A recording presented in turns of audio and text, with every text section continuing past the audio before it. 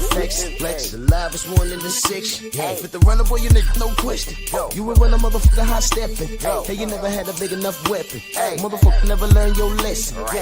I'm an 88 pack nigga. I'm an 88 pack nigga. I mean, day walker, drink blood, fangs out, full moon, motherfucker change like a hoe, nigga. I'm just a nigga from the hood trying to stack a little cheddar for the money.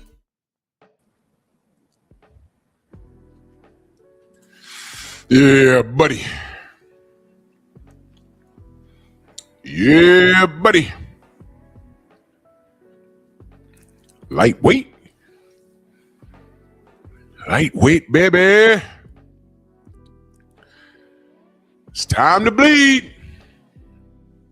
Drew Titan Bronx on deck. Shout out to the mighty LDBC. Let's get to this. Let's do this roll call real quick. Tay, good morning, Queen. G McCall. Sister Shawa in the building. That's right. We on part 2. His words, not ours. Go subscribe to Yes Indeed Boxing. My brother Mac of the South. The CDB, BBO, Delano, Bernard Gilbert, Rick Blackwell. My brother IROC in the building, Nicholas Levy. My brother in the Strong House, salute to you, good brother. Much love. Thank you so much. Freedom's March in the building, salute. Mr. Shelton, Ern Jordan, Michael Ray, salute. Like the video, hype the video, share the video. We are our own algorithm. Let's not leave it up to Miguel to do a mother skunting thing for us. That's right. They want us to be professional here on YouTube and watch our mouths. Yeah, we'll do that. Give me about 20 minutes.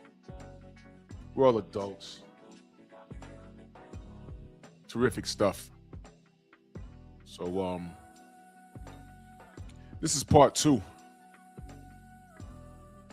I couldn't do it in one show. It was a 40-minute interview.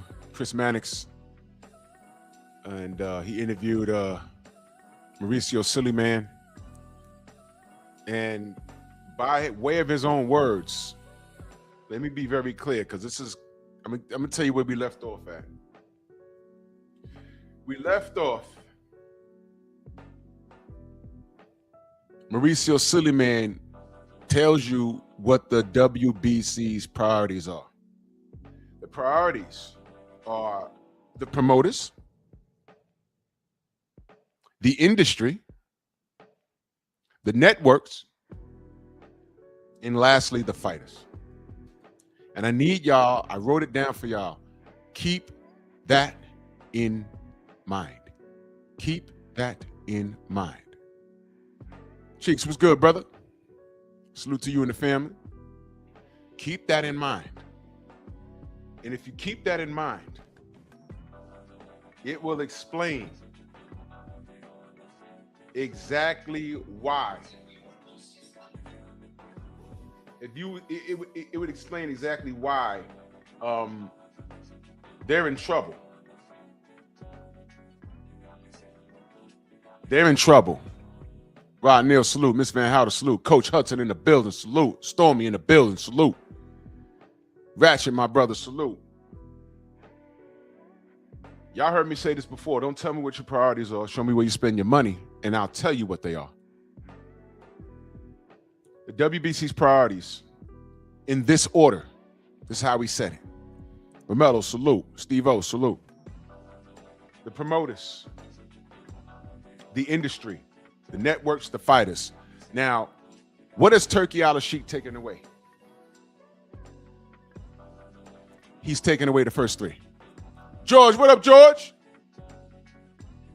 Yep. He's taken away, Turkey Al-Sheikh has taken away the first 3.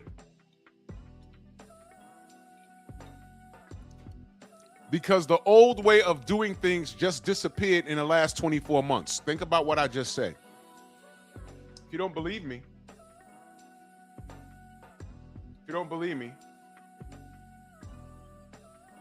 where can you watch Top Rank Boxing right now?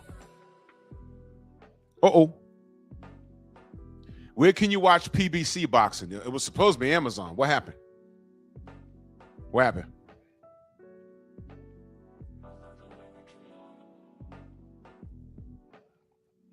Where you watching Matchroom?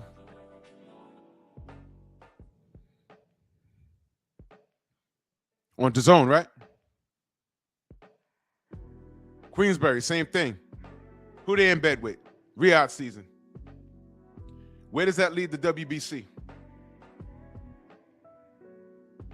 I'm going to give you the order again.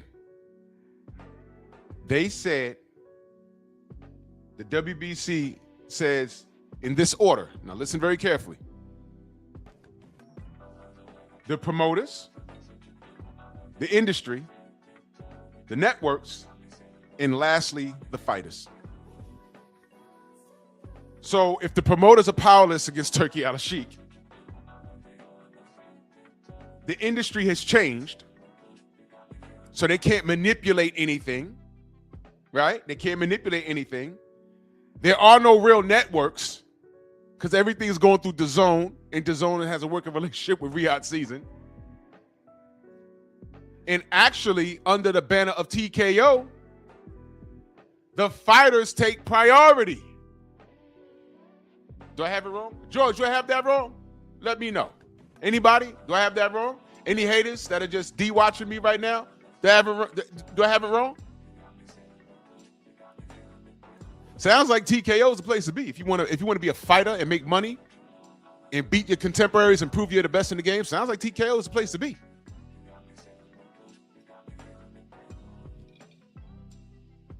You kids that were born in 2000, not at 86 in that super chat. He says, salute, Drew, salute to the mighty LDBC. Salute to you, good brother.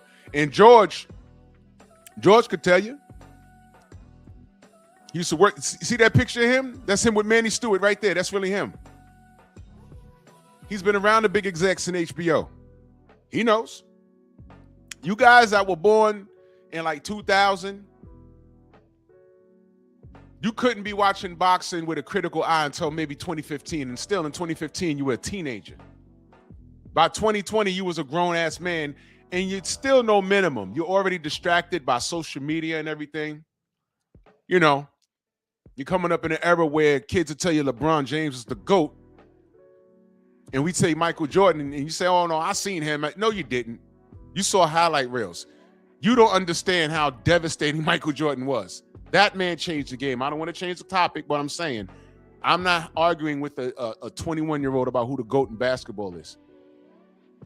I've literally seen every era from the 80s, 90s into the 2000s, and I stopped a few years ago because it got unbearable. But my point is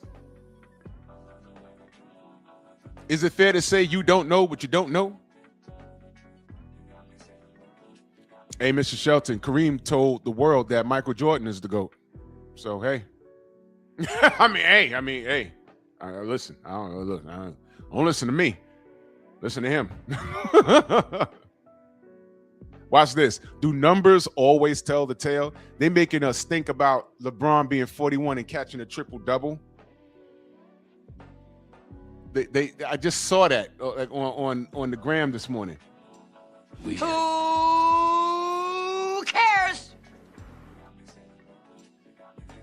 I also watched him catch a ball off the inbound and do a finger roll into an air ball. That is Satan's work. But I digress. Back to boxing. Mauricio SILLYMAN.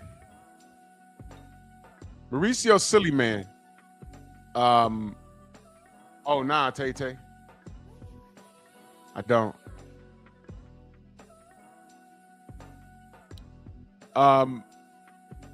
He's lost it, and he's having a meltdown in this interview. He lost it. He absolutely lost it. The WBC told us, they're loyal to the promoters first. Right? What does WBO mean? Whatever Bob orders. Watch this. Bob Arum owned the WBO, who had a working relationship with who? ESPN. And now ESPN got rid of boxing.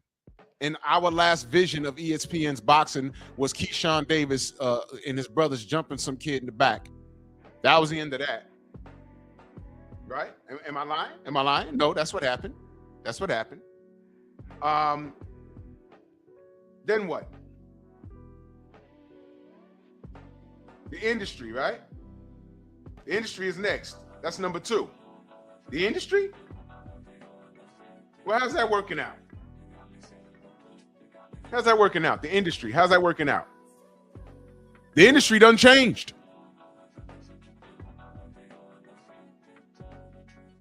The networks? What network? What network? You can have the baddest fighter waving around that WBC strap, but what network?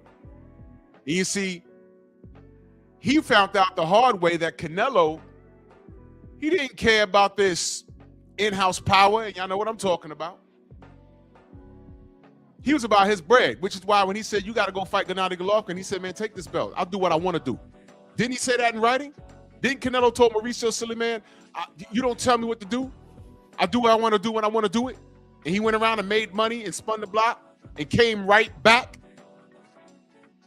and said, okay, now I'm going to fight Golovkin. He tamed him. Yeah, that's your green belt, but I'm Canelo. They don't care what belt's around my waist, which is why he tried to go to cruiserweight and fight Badu Jack. Y'all remember that? Hey, Canelo paid that. He said, hey, I'm with it. What do I got to do? They said, come down 18 pounds and fight Canelo. He said, I'm a cruiserweight. Yeah, come down 18 pounds and fight for your belt. He said, well, that's not a cruiserweight belt if he's not coming up to me. So I'll tell you what. Get off my phone and go fight David Benavidez and stop ducking him. That's what he said. And y'all let Canelo get away with that, by the way. I was all over that. I said, oh, well, we not going to talk about this? Okay. He was trying to pad his legacy. That's what he was doing. Boxing landscape has changed in 24 months. So his priorities were the promoters. That's falling short now because the promoters have been assimilated. The industry has changed how he used to know it, so he can't profit off of that anymore. There is no networks. And last was the fighters. See, Mauricio, maybe if you put the fighters first, you wouldn't be dealing with this. Because if you put the fighters first, you know what would have happened? Guess what? 88, salute, brother. Texas T, salute. You know what happens if you had put the fighters first? You might have gotten the best fighting the best. Maybe if you stop creating titles for the betterment of your sanctioning body and doing what's good for business. Maybe if you stop doing that and let things happen organically, people would respect you more. Hell, maybe Turkey Al-Sheikh would have respected you more. Maybe. But now he's trying to kill you. Now he's trying to kill you. And nobody cares. And now you're on here with Chris Mannix. You're on here with Chris Mannix fighting for your life. So let's get to it, bro. Part 2. Now, I want y'all to listen. Y'all, I just brought y'all up to speed. Here's where we at. Without even me asking, without asking me anything about what we're talking. I don't tell you how to do your job. My job is to be the president of the WBC, which involves many, many, many things that you cannot imagine. Do you see Chris Fakes? Now Mauricio's the victim. You know what I love about this? And I need you to understand what I'm about to say. I love that this is a white man doing this to him. I love it. I absolutely love it. You know why? Because if it was anybody else, nobody would respect it. Mansa Musa, Eric H. Let's go. What up? C Money, what up? Bed-Stuy in the building. Y'all get what I'm saying? That's just the reality of this. I'm glad it was Chris Mannix and not Akim Barak. I'm glad it was Chris Mannix and not Malik Scott sitting there. Or anybody anybody non-white talking to him, because it wouldn't be respected. The fact that this is Chris Mannix doing this, more and more, I think this is by design, man. Minute second salute. Rod Neal in that super chat, salute, brother. He says Mauricio's up there windmilling. Yeah, now he's the victim. No. Welcome to planet Earth. Exactly, Shower. He has to order Usyk and Cabello. That was logic. People take these interim straps because they think, okay, I got this, so I gotta be next, right? Right? Yeah, all right. If Cabello's last name was Rodriguez, please. They'd have been trying to strip the nonsense out of Usyk if he didn't fight him next. Corbin, what up? So now we're back to this guy, Mauricio. He's the victim now. Which involves our social responsibility actions. The WBC cares, the Jose SILLYMAN Fund, and you can roll your eyes like saying, I'm not rolling my eyes. This is. Oh my God. He's tight. Not the subject, Mauricio. I understand you do a lot of good things for fighters. You come back with any subject that you want to be. I can say whatever I want to say as well. I know you can. What I'm pointing out, look, Cabello, I don't understand why he's not being ordered right now to fight for that title. But let me ask you this: because the champion Usyk, December 3rd, Cabello was not available because he had a fight scheduled in January, and he requested a voluntary title defense, which is very customary. He was given that opportunity, and he must fight the interim champion next. That's the ruling. Usyk must fight the interim champion next, after his next fight. After his voluntary defense, yes. Okay, let me ask you about the ranking system. Okay, now look. We're about to get into the ranking system. This is about to get very, very, very interesting. Because we all know the rankings don't mean ish. We know that, right? We all know that. Look, man.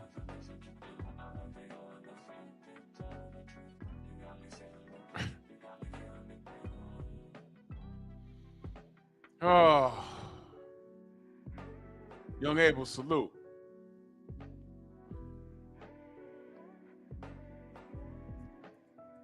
Fair use, y'all.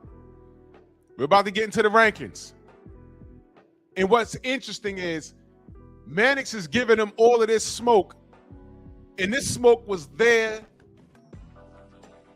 to destroy Mauricio at least a decade ago. But let's keep it here. Do you believe that boxing rankings should be a meritocracy? Should they be awarded via merit?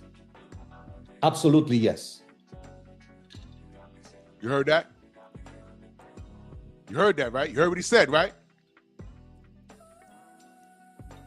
Y'all don't have time to Google what meritocracy means, so let me explain to you.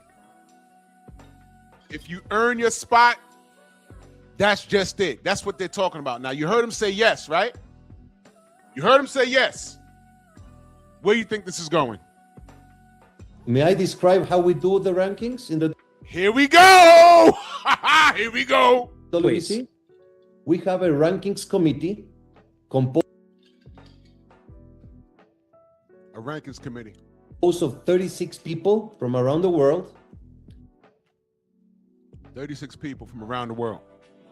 They have regional, they are all over the place. So every week they send in a report of activity, what they see on their region, or they comment of whatever activity was there in the world. They send a report every week. We have a secretary who compiles all the information, and we have a chairman, Dean Lojas from California, a co-chairman, Kevin Noon from Thailand, who manage all the administration of the information. Where the hell are the Americans?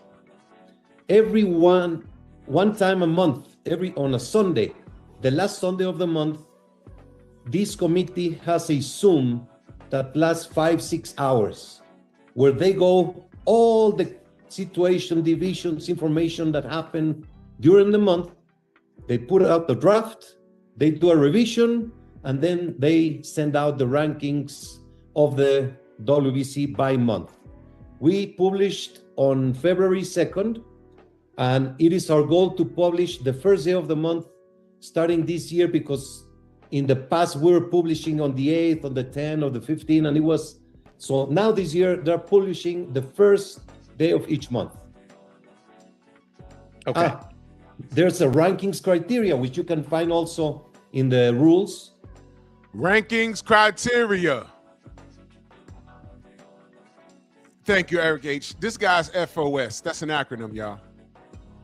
So now they meet on the last Sunday of every month with some guy from Thailand or whatever, no Americans in the room, and they sit down and say, okay, this guy's ranked here, this guy's ranked here, and these are the rankings. And they do this once a month. This is what he's telling us. Unique Dawn, salute. This is what he's telling us. Now, he's about to get into the criteria. This is going to be funny as hell. And there's many criteria that are there available to analyze each single fighter, including the record, the amateur career, the What does the amateur career have to do with anything on a pro level? career in other sports, contact sports, What? like Muay Thai, kickboxing, etc. Are you kidding? Bro. Are you kidding me?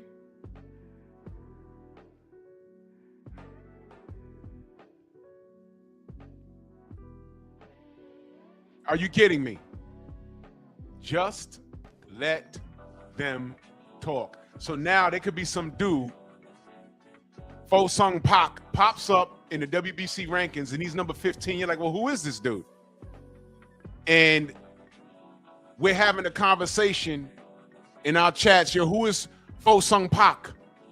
And then some dude from Thailand pops up that we've never seen before. Oh, he was nice in Thai boxing.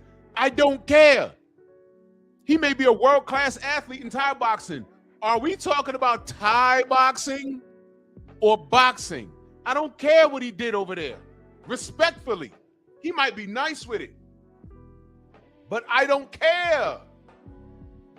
Why are we factoring in Thai boxing and mixed martial arts into WBC rankings? Are y'all listening to this?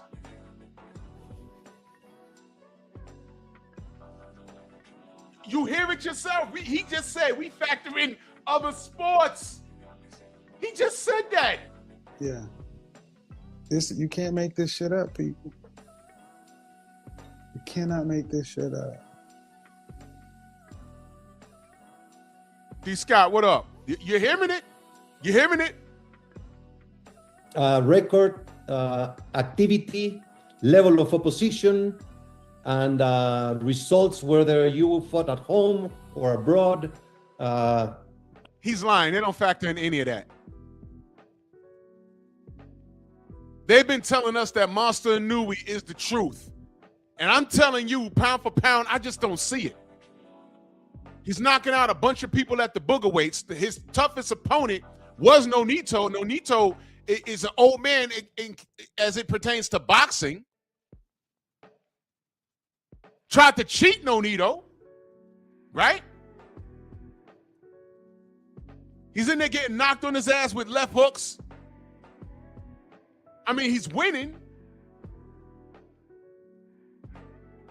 But I see floor after floor after floor. And then you tell me that we got to factor in amateur careers, home wins, road wins. I got to think, no, y'all factor in all of this?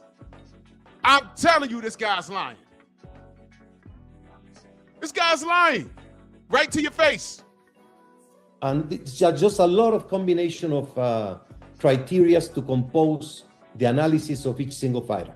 Okay, so let me just focus then on one weight class because it's a popular one and we've got fights coming up. The welterweight division, which Ryan Garcia is going to challenge Mario Barrios for his Here we go. This is what I was waiting for. WBC welterweight title. When I look at the top 5 of those rankings, Mauricio. Did you see his face? Let me bring it back. Let me bring it back because I know you missed it. Let me bring it back. Look at his face. He's going to look to his right. Look. Welterweight title. When I look at the top 5 of those rankings, Mauricio, there's no way it can be considered American.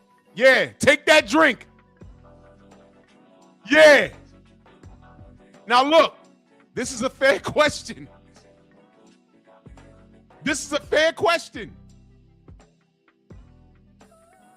this is a fair question because everybody, look, there was no getting around this. Everybody was like, all right, he can go to 147, but how the hell he jumped the whole line to get a title shot ahead of everybody else? And on top of that, he lost his last fight.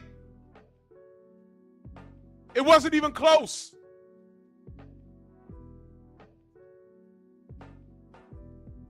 But wait a minute, about 7 years ago, wasn't we asking, hey man, how the hell does Vasily Lomachenko get all these opportunities? Didn't we ask that? And what were we called? Oh, you're racist, so you don't like Europeans. Yeah, with that aside, whatever. If you want to put that coat on me, I'll squeeze into it. But okay, let's say I'm racist. Let's say I don't like European white people. Answer the question. How the hell does he keep getting these opportunities? How the hell did he jump up in these rankings? I could be racist all I want. It's a free country. I want you to explain this. Because you could say I'm racist. I could say you're racist.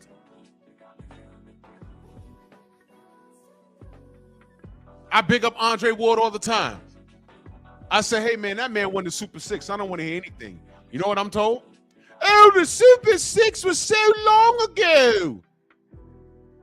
How long ago? That was 1 million years ago. Well, you know what was 3 million years ago? Vasily Lomachenko's amateur career. Go!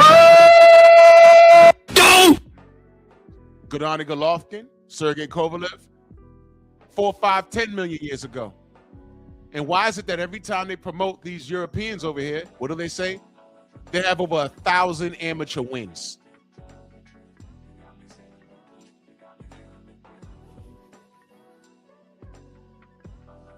Who cares?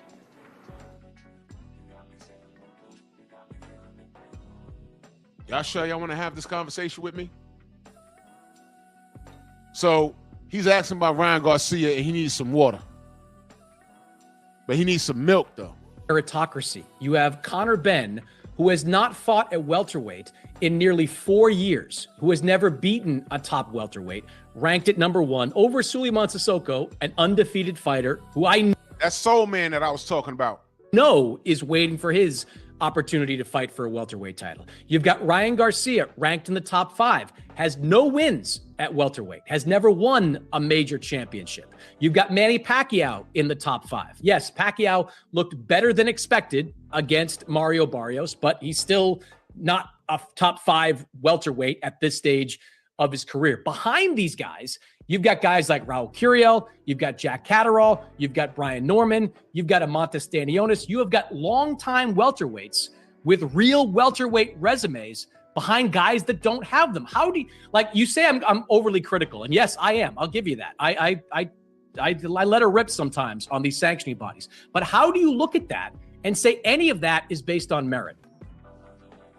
Now, let me ask y'all a question.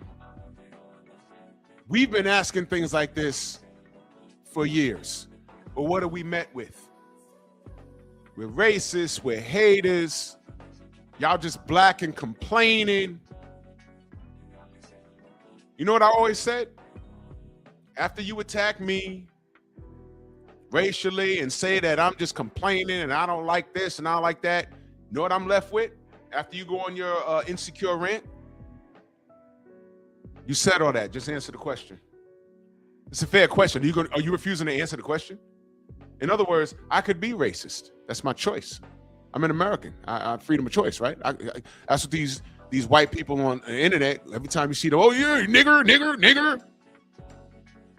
Black people filming them saying, why are you saying that? Do we know what they say? It's a free country. You're right. But now you're on candid camera.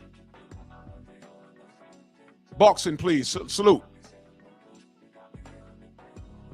Now you're on candid camera. But watch this. With that aside, answer the question. Now you done insulted me, you done put me on blast, and you talk about everything else. Can you answer the question?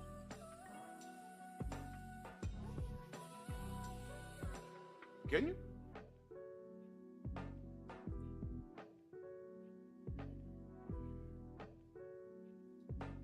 y'all know what Darvo is?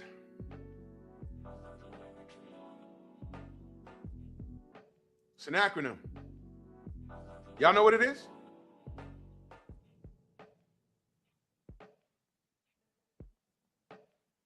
Y'all know what Darvo is? Should I do a show on it? Because that's a lot of boxing fans. Darvo, it's an acronym. Write this down and rewind it, because I'm about to give you some game right now. Deny, attack, reverse victim, and offender. I think a psychologist, her name was Jennifer, her last name begins with an F. Frey, Jennifer Frey. I knew about that since the 90s. Darvo, deny, attack, reverse victim, and offender. Corner girl, it has elements of gaslighting. It's the art of blame shifting. Thank you, Junior. How'd I know Junior would know this? How'd I know my brother would know this? There's a psychology behind this boxing thing. Again, this is why I don't debate, because all these niggas is crazy. Seriously. They're crazy. Look up Darvo in the acronym. It's the art of evading responsibility. The purpose, from what I remember, you're maintaining power and control when you evade the responsibility. At the same time, you discredit the person that's bringing attention to your BS. And at the same time, at the end, make the audience feel sympathetic towards you.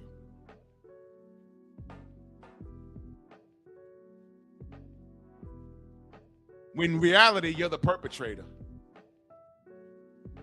You're the perpetrator. Why do you think I say, hey, y'all can go where y'all want to go? Y'all can go wherever y'all want to go to get your boxing content. But when you go to a channel that you know don't like me, and they go on a marathon stream about my personal, what they think is my personal business, dragging me personally, that's not boxing. That's a personal attack. And you're free to go over there. But when you're seen there, because I got eyes and ears everywhere, when you're seen there, don't tell me, oh, I'm just there for boxing. No, you're not. That guy did a marathon stream with my government name and dragging me and trying to put out what I did on blast in my personal life for work or whatever it is. That wasn't boxing. That was a personal attack. And I'm not no criminal. I have nothing to hide. I don't care. But you were over there high-fiving and laughing, and you know I'm not cool with that person. Okay? So I bid you a farewell and stay your ass over there. You're blocked. Stay over there. Get your content over there. You can still come over here and watch, but you can't participate in any reindeer games. Rudolph. But you're not Rudolph. You're more like Pinocchio. Because what happens is when you're caught in a lie, your nose starts growing. I did this already. Y'all remember that dude cooking with Sir a couple of years ago? All I said was, hey, bro, you was over there with World Combat Sports Talk, and he did a whole stream about me personally. And you were there. So I said, yo, go over there. Stay over there. Don't come back here.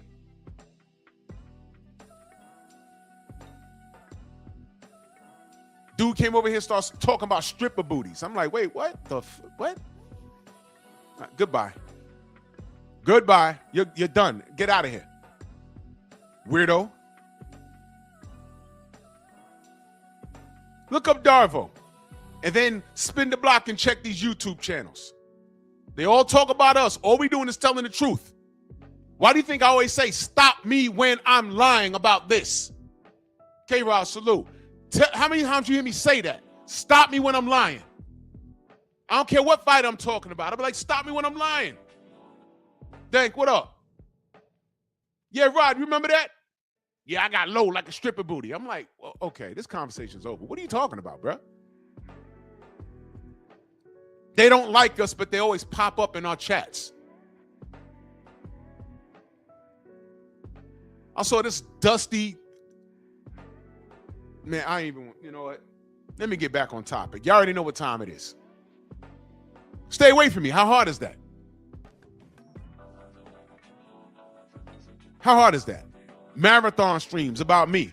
Darvo. Redirecting, and then they playing the victim. Look it up, man. And then when you respond, they're the victims. See, this is why I don't like to support Deontay, because, you know, the LDBC and the Wakandas.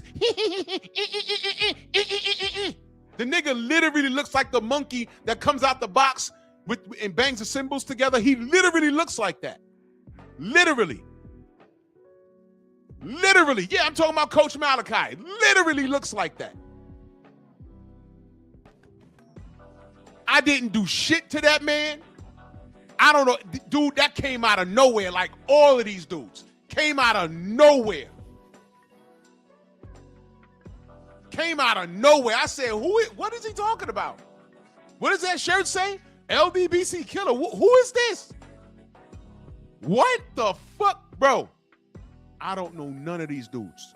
I don't know where it started. I don't know how it started. I don't know. I don't know. But you let them tell it, Darvo. Keep the acronym in mind. Darvo. They all FOS. That's my acronym, full of, you know. So when I say, hey, man, yeah, exactly, Kawhi Elliott, zestiness. So when I say, yo, look, I don't know what I did to these dudes. I never had an argument with these dudes. And if I did talk to them on the phone at some point, and it was an argument, I know for a fact I didn't start it. Just spark salute. And I just leave it alone. And next thing you know, I'm getting lives made about me and marathon streams. I'm like, well, what did I do to this person? Oh, they look at me and they feel they got robbed in the genetics department. Don't blame me. Blame your parents, bro.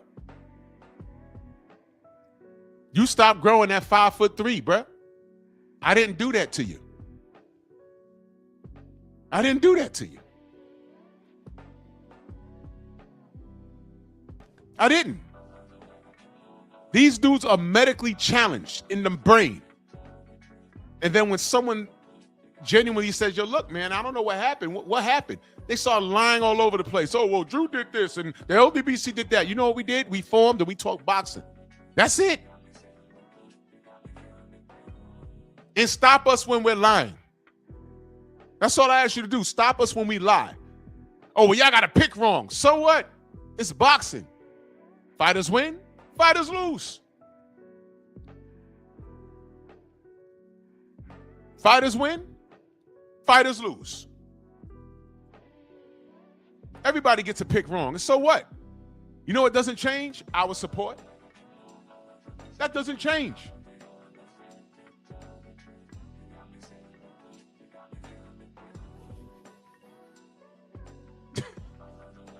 Guys are ridiculous, bro. But research the acronym DARVO. It's an interesting read. There are so many reasons why I don't get on panels and go back and forth with these dudes over. The last time I did it, I said, man, you know, why the fuck? The last time I had got into it, I was on BFTB's panel and it was with Mag 7. And that's my bad. I know better than that. That dude's a fucking idiot. He's legitimately a stuttering idiot. I'm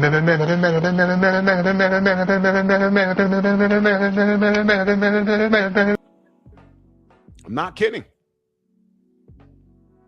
Tay-Tay, salute, Queen. She says, hashtag support always. Much love, sweetie. Thank you so much. Go subscribe to Tay-Tay, the real queen of MMA. Get your MMA fix over there, for real. Now, why the hell am I on a panel arguing with Mag 7? Why the hell? Nah, Rick Blackwell, I'm not making fun of dudes under 6 feet tall. What I'm saying is you're secure with yours. You got a grown adolescent that stopped growing at 5'4". He grew a beard out so he could look grown. And he starts beefing with a whole goddamn group of people that ain't do nothing to him. What the hell is that? You suicidal? Well, he's not suicidal because when he came to New York, he met 78. And 78 said, yo, everybody's out here. Now, if 78 ain't hook off on him, what make, dude, we got shit to lose. We're parents. Some of us are grandparents. We ain't trying to catch a case over some shit that some midget with a beard said on the internet. I wanted to meet him to find out, yo, bro, what I do to you?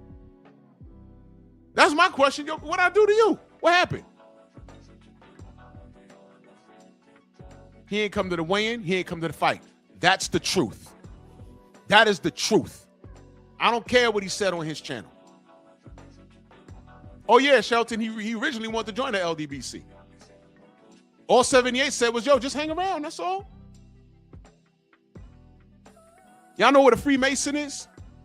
You can't just walk up to somebody and say, I want to be a Mason. They're going to look at you crazy. They got to get to know you, and I don't want to get too deep into that. War report, salute. Nigga said a 5'9".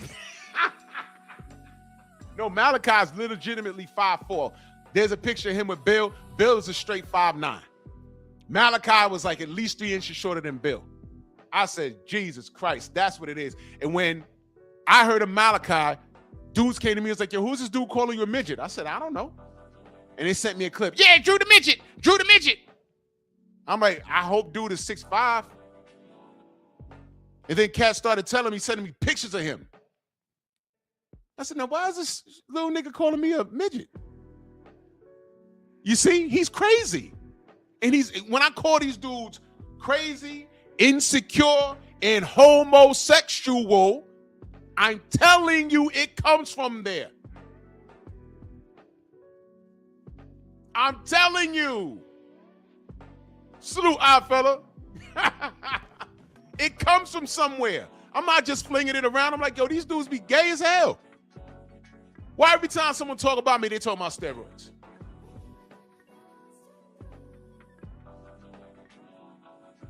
Why they gotta do that? What's that? I just exercise. What the hell? Before dudes started seeing me in person, they was like, yo, Drew, you're not 6'2", you're 5'9". I'm like, okay. I don't forgot what event I went to. That stopped.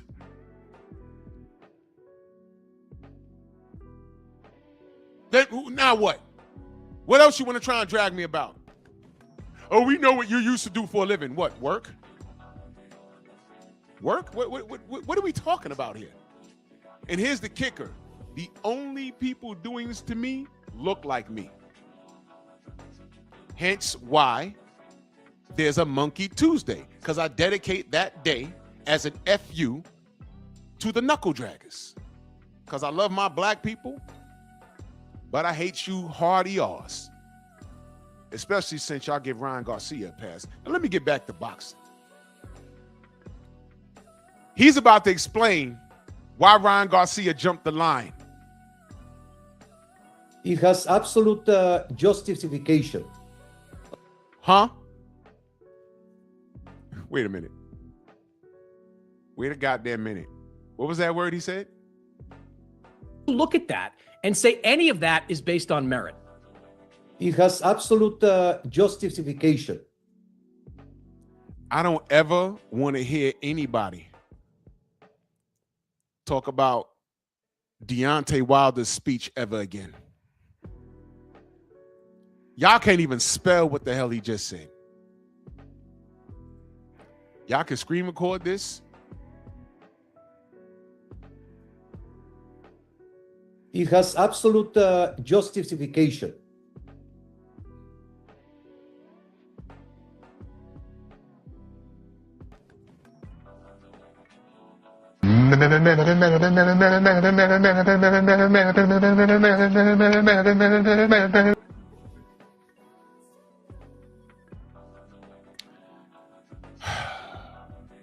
Oh my God.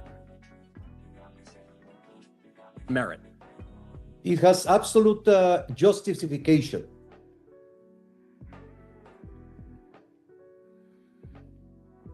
We could close the show right now. You want to listen to this dude about rankings? He can't even say the word justification. Y'all remember when the Tank fans was on was on Champ Size Live, and they couldn't say exhibition. They said expedition. It's an expedition with Jake Paul. It's an expedition. He said it's an expedition. He said, yeah. He said expedition. He said spell it, and dudes just started laughing. Yo. Oh my God. Just let them talk. Let me bring that back one more time. I'm gonna let it run after this, bro. Merit. It has absolute justification. Okay. Conor Ben, you cannot question his great boxing ability. What?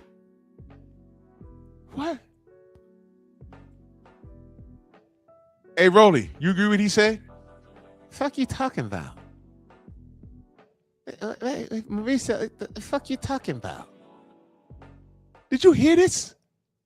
All right, okay. Let him talk. You cannot question that. He fought in middleweight twice with Chris Eubank. We go way back with Conor Ben. He had We go way back with Conor Ben. Now listen to this. First finding, which was very public, and which the British authorities put him on the side for nearly 2 years, I believe. The WBC did conduct the clean boxing program protocol, and we found and we ruled on his case, and he was completely cleared. You don't say. We had continuous communications for a long, long time. He requested to the WBC to fight for the WBC welterweight championship. That was put into the ratings committee consideration, and that was put into the WBC board of governors for a vote, and it was approved. I'm gonna sideline a little bit.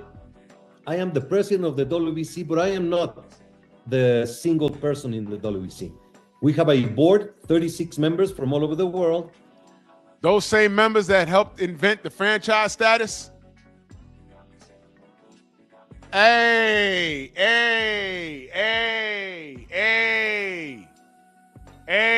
y'all see that? How does a drug cheat get to request anything? You know why? Star power. Remember the criteria I just told y'all. The criteria. What's the criteria, ladies and gentlemen? Promoters, industry, networks, then the fighters. So we're past the promoters. Now we're doing what's good for the industry. Chris Eubanks is good for business. What is he telling you about Ryan Garcia? Fuck rankings, he's good for business. This is why I don't give a damn if these sanctioning bodies die. Don't talk to me about no Muhammad Ali Act, because none of you casuals even knew what the fuck that was until 3 weeks ago. And they are the ones that vote on every single matter. Okay, Conor Ben, he has not fought in the division, but we consider that he is of the highest level. He was ranked in welterweight for many years, and he has sent his weight continuously to the WBC, so we know, monitoring, that he is a natural welterweight and he will be competing safely in that division. My God. Ryan Garcia is a very specific case. You ready for this? I don't think you can question his boxing level and ability. What?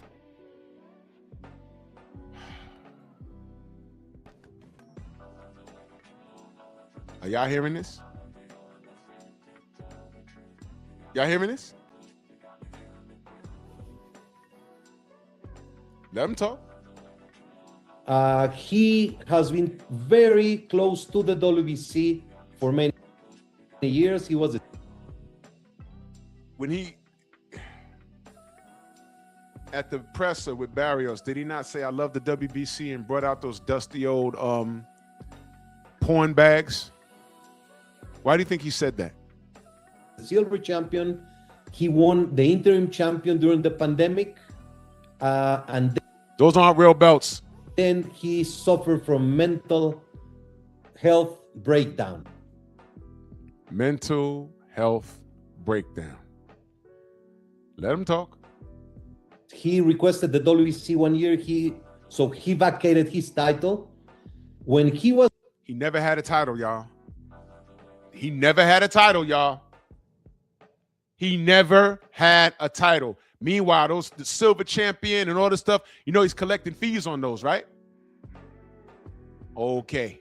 Now look at Manning's face like, yo, what the fuck, bro? signed to fight against Haney, we immediately expressed the WBC concerns before the fight with the Boxing Commission in New York, with the promoters and his management. And very unfortunately, you saw the horrible breakdown that happened, which led the WBC to expel him from the WBC. No, say what it is. He calls it a breakdown. It wasn't a breakdown. It was a racist outburst. Say what it is. You see, bro, you gotta listen to them. That was not a mental breakdown. That was a racist outburst. He won't say what it is. Let me ask you a question. Is Malachi pointing this out? Ego pointing this out? The bliggity black from the Bay? Is anybody that talks about us, are they pointing this out?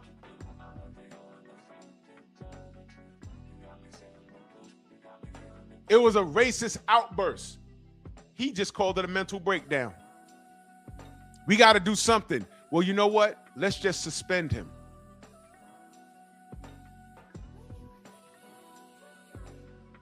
Thank you, Thomas. That's a real mental breakdown. That's a real one. A real mental breakdown is Hector Camacho on the eve of a championship fight, opening up a window and threatening to jump out of it. That dude was crazy. Go watch the documentary. He was crazy. There was something wrong with him. Hell of a fighter, but he was crazy. Say what it is. But when we expelled them, we don't just throw him away. We kept communications at all times with him and his management. And we kept offering solutions for him to get well, both in mental health and in treatment of addictions. Once he proved and did everything to go back and come back in a position, the WBC welcomed him back to the WBC, and he's going to fight for the title. Did any of that make any sense? Did any of that justify him losing his last fight at 140 and then getting a title shot at 147? Did he answer the damn question? Did I miss it? Did he answer the goddamn question?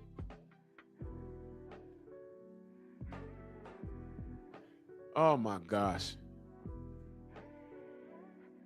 If all these things, I understand what you say about the other fighters in the weight categories, but I see every single case that has a merit to be ranked, and that is the interpretation from the ratings committee. It's not that they're ranked. It's that where they're ranked. Like Conor Benn, before he had his problems, was not number one at the WBC welter. WBC loves drug cheats, man. Conor Benn was a drug cheat. He wasn't able to fight in his own country for a while. Ryan Garcia is a racist drug cheat. Got suspended for a year, and he maintains contact with people like that. Tyson Fury and shit. And this is the sanctioning body that they do. That's the green belt, right? Weight rankings. You put him up there. The rankings committee put him up there after he went 1-1 at 160 pounds.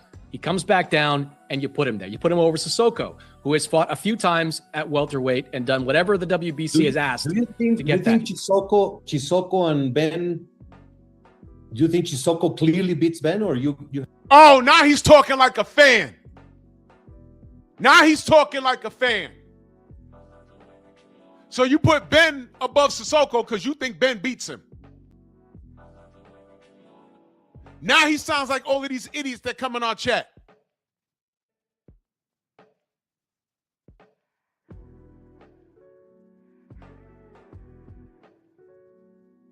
Think about what he just said. This is the WBC president, y'all. Y'all hear that? The answer is, I don't know who wins, but how do we find out? That's why there's rankings. You move up the rank based off of your what? Activity, your wins, your losses. Nobody thought Buster Douglas was going to beat Mike Tyson. Nobody thought Vernon Forrest was not only going to beat Shane, but dominate him. Twice.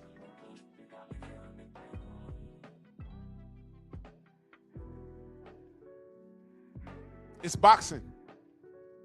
And it's the president of the WBC saying that. He is telling you that he put Conor above that guy because he feels that he beats him. You hear this? It's not me. It's this motherfucker saying this. The WBC president is a fan. And he's doing what's great for his business. I told you. And this is why he's mad. Because Turkey is putting the kibosh on all of that. Mojave Nation Sports Podcast and that super chat salute. He says, a real mental breakdown is when Oliver McCall cried in the ring against Lennox Lewis. Mauricio is full of crap. Yeah, I saw that live. I said, what's he doing? Even Lennox was confused. Like, what's wrong with him? Dude, you won by knockout in the first fight. Why are you crying? He had a nervous breakdown. Ryan didn't have a nervous breakdown. He tried to cheat. He was being celebrated for a win. He got caught. He lied. Right?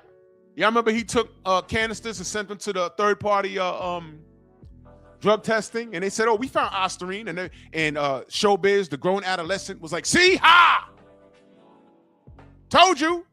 And they said, "Well, yo, it's a nothing bomb because the canisters we got were unopened. I mean, they were already opened."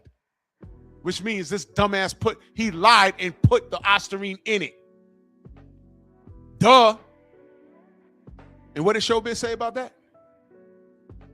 What do all the Haney haters say about that? That was like within the span of 24 hours. See, I told you he was drugged. And then they said, hold on, we got the canisters that was opened. Which means he put the shit in it. And that went away. And then he wants to resurrect George Floyd and delete him again and join the Ku Klux Klan. What did those other channels say about that? Are we still Wakandans? Or what's going on? See what I mean? 88 Sports Talk, my brother in that super chat salute. He says, Mauricio, let us see the books. Don't let us find out Ryan and Ben paid for their ranking position, 100K maybe. No, you know what? No, 88, you know what I think? That's a possibility, but you know what I think? They just see value in different people. What are they going to say about Conor Ben? He got a country behind him. I love it when you Black American fight fans say that. Oh, I like that fight. He got all of Mexico behind him. He got all of Canada behind him. He got all of Ireland behind him. Dude, you live in the biggest country in the world. I never heard anybody, when bigging up a black fighter, say they got all of America behind them. Because y'all feel it's not true. You let Floyd Mayweather tell it, his millions that were generated off of the Mexican dollar, not us. And you know that's bullshit.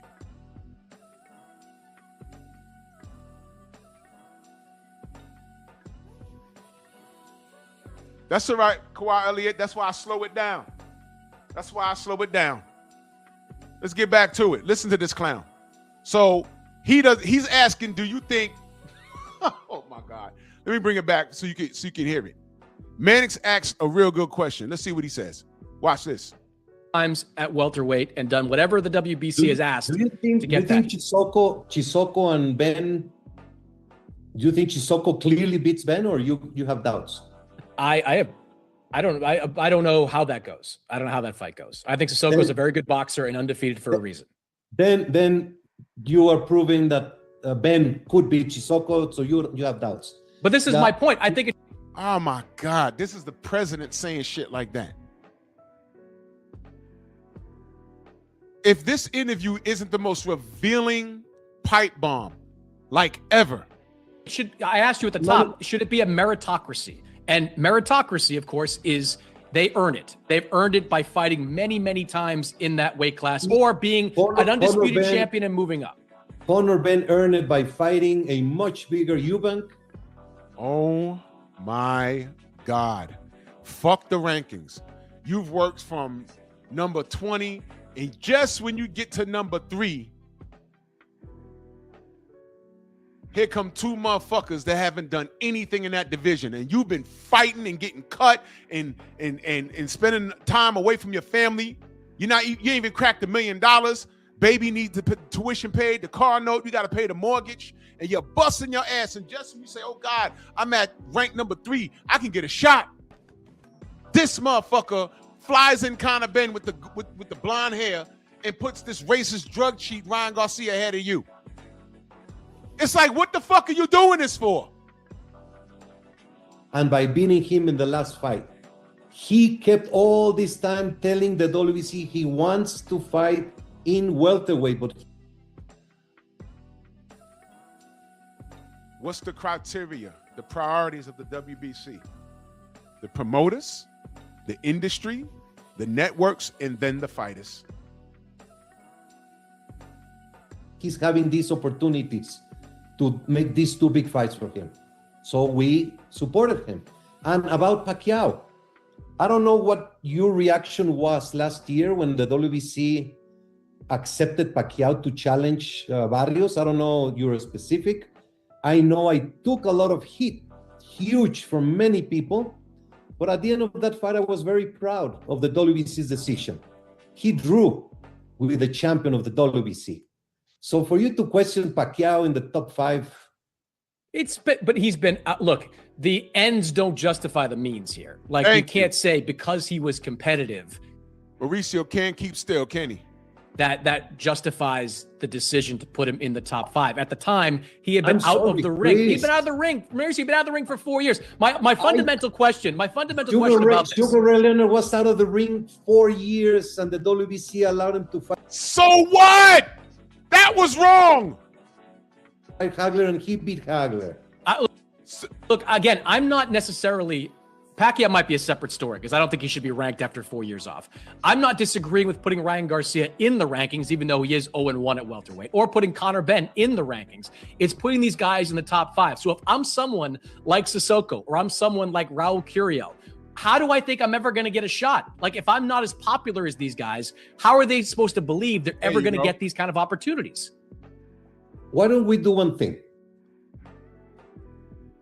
He's not answering the question. You notice that? Call to action. I will have the ratings committee do a full analysis of the top 15 welterweights. And I'll send it to you and we can go back and forth. I can invite you to one of the ratings committee meetings. Now he wants to groom Chris Mannix. Now he wants to groom him. He wants to fly him out. He wants to fly him out. And they can review it. He wants to wine and dine him. You see this? Ladies and gentlemen, and this is how business is done. You know who else got flown out? Bob Arum, Mauricio SILLYMAN, Bud. You know who flew him out? Daniel Kinahan to Dubai. Rick Glasser got flown out. Hey, I'm a nice guy. Hey, I got money. Hey, I want to do this with boxing. Hey, I got MTK Global. Week later, that shit busts.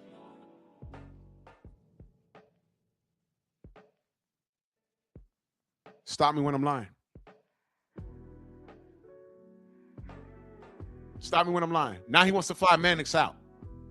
Brother, you ain't got, and I use that term loosely, you ain't got enough money to make this make sense.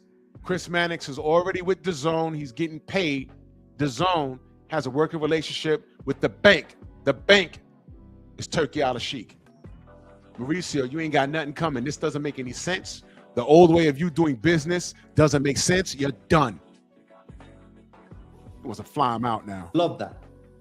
Or if you could put all your questions on ratings, I'll be happy to send it and give you. If you give us feedback, it is great. We would like to know what people from the industry think and provide information to us.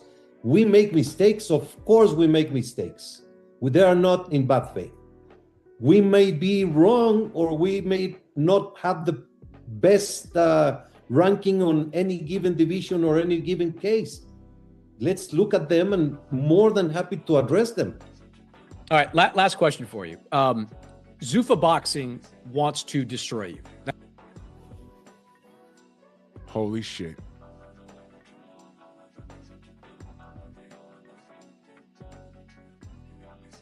I love that. All right, last question for you. Zuffa Boxing wants to destroy you. All right, last question for you. Zuffa Boxing wants to destroy you. Wants to destroy you. Zuffa Boxing wants to destroy you. Zuffa Boxing wants to destroy you. Zuffa Boxing wants to destroy you. Zuffa Boxing wants to destroy you.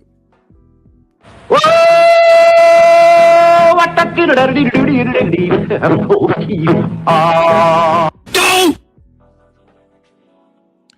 at that man's face.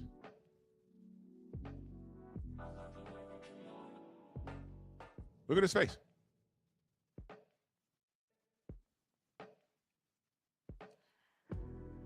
Do y'all understand that Chris Mannix was sent on a seek and destroy mission? Do y'all understand now? He was sent on a seek and destroy mission. Let's see what he has to say. That's not my opinion. That's more or less Nervous smile. the position that Dana White has taken when it comes to the sanctioning bodies. To bring it full circle, to come back to Shakur Stevenson, if this is simply a matter of him not petitioning the WBC, should the WBC and all the sanctioning bodies be working with these fighters to try to find amenable solutions rather than alienating arguably a top 4 guy in the sport? I mean, Shakur Stevenson probably never going to fight for a WBC title ever again. Probably never. I don't know if you disagree with that, but that's my viewpoint on this. Should the WBC and all sanctioning bodies be working to make things a little easier for these guys? You see, and this is the part where we told y'all. First of all, it's a contradiction because earlier in this interview, Mauricio SILLYMAN let you know the priorities of the WBC was in this order: promoters, industry, network, fighters. The fighters was last.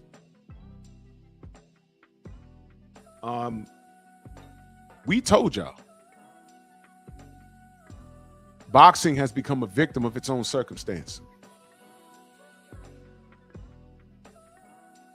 This is a direct result of the best not fighting the best, and so on and so forth. I've given y'all this breakdown before, and if boxing was doing what it was supposed to do, there'd have been nothing for Turkey Al-Sheikh to do. All of you new kids that were born in 2000, y'all were brought into this sport and with this business talk. That's how y'all talk boxing now. But I'm telling you, there was danger in that. And that's not how we discussed boxing in the 80s and 90s and 70s. That's not how we did it. Once you're having panels and like these super panels of what makes business sense and fight needs to marinate, you're already lost. Because you find yourself having conversations and justifying why your favorite fighter doesn't need to fight his contemporary because the contemporary doesn't sell enough. What do you care about this $1 million athlete? You want to see the fights. And guess what? The $1 million athlete, if they fight their contemporary, their dance partner, they're going to make money regardless. That's why we told y'all a long time ago. If AJ is the ticket, it don't matter who he fight, especially if he has one fight left against his American contemporary, Deontay Wilder, who had the WBC strap. And I think that Mauricio SILLYMAN didn't fight hard enough for Deontay. He didn't. He was too worried about what he said at the Breakfast Club in New York, launching investigations on him. He wasn't loud enough, but he's loud for Conor Ben because it makes business sense. He's loud for Ryan Garcia because that's his fellow Latino. That's exactly what it is. You're not loud for Deontay. He said something happened to him in those fights, and you just said that he's lying. And the fans are trying to ruin a historic night in boxing. What do you mean historic, Mauricio SILLYMAN? What did you mean?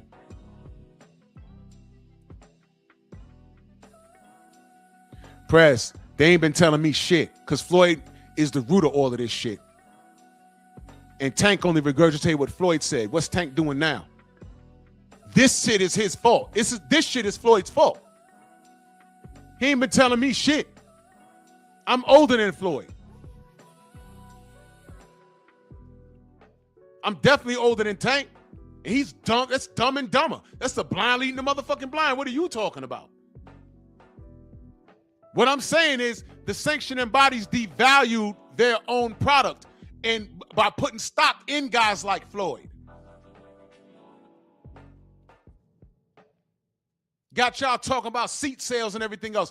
My uncles and myself, my brothers, we never had conversations about seat sales in reference to Ray Leonard and Hagler. Ray Leonard, Hearns Hagler, Duran, Ray Leonard. We never had those conversations. That's conversations that y'all kids be having. And we've been telling y'all that's not boxing.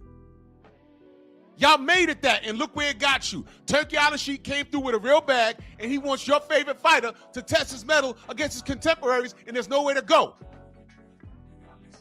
Gone are the days of talking about how much it's worth. We told y'all with AJ, just make the fight. Make the fight. Oh, well, Deontay don't sell enough. What are you talking about? AJ sells then. So just make the fight. What does he do? Carlos Takam. Huh? What? That's what we doing?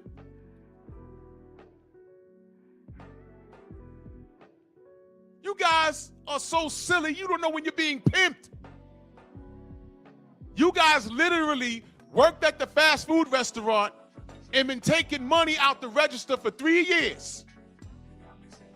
And then when the boss says, yo, this is our last week, we got to close shop. We lost in the last 3 years over $1 million at the cashier. I don't know what the fuck happened.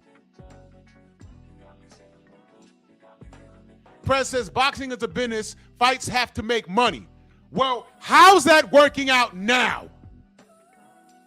Because the only way they're making money now is through Turkey Al-Sheikh. And Turkey Al-Sheikh is going to pay you based off of what you do. How's that working out now? You just heard him say Zuffa wants to destroy you, and he gave you a nervous smile. The WBC is done. Hey, Prez, how's that PBC conversation working out right about now? I'll wait, but not too long. All we were saying was make the fights. That's where the money is. You want me to prove it? I'll prove it again. Watch this. Deontay Wilder got Tyson Fury's fat ass off the couch and fought him in the first fight. There was no rematch clause. It was just a fight. They fought to a draw, whatever. Bob Arum came through and said, I want to sign Tyson Fury. That's what he did. He put Tyson Fury on an event. And I know this for a fact. The event didn't sell out. They had to give out tickets because nobody cared. Why? It's Tyson Fury. No one cared. You know when they cared?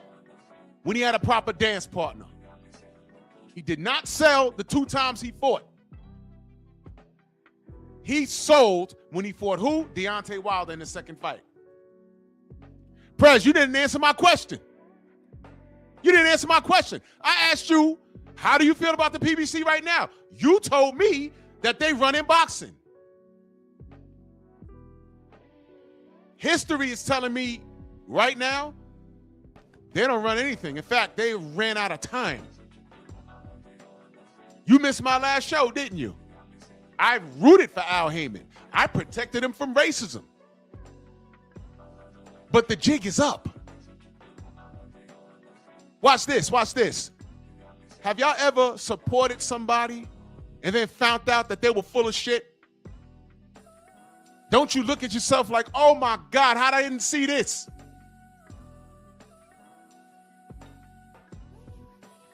You know what I'm never gonna do? I'm never gonna sacrifice my integrity when I know someone, when I find out that someone's full of shit. Timeout, Press. Thank you. That's why I took your dumbass wrench. Because you come in here with stupid shit. You come in here with stupid shit. You do more talking. You try to argue. This is a lesson. This right here cannot be debated. I'm telling you in the last 15 years how we got here. And in the last 15 years, if boxing did what it was supposed to do, Turkey wouldn't have had nothing to do. We were supposed to get an undisputed fight between AJ and Deontay. That's it. There isn't supposed to be a franchise status, a silver champion, an interim champion. It shouldn't be that. It shouldn't be that.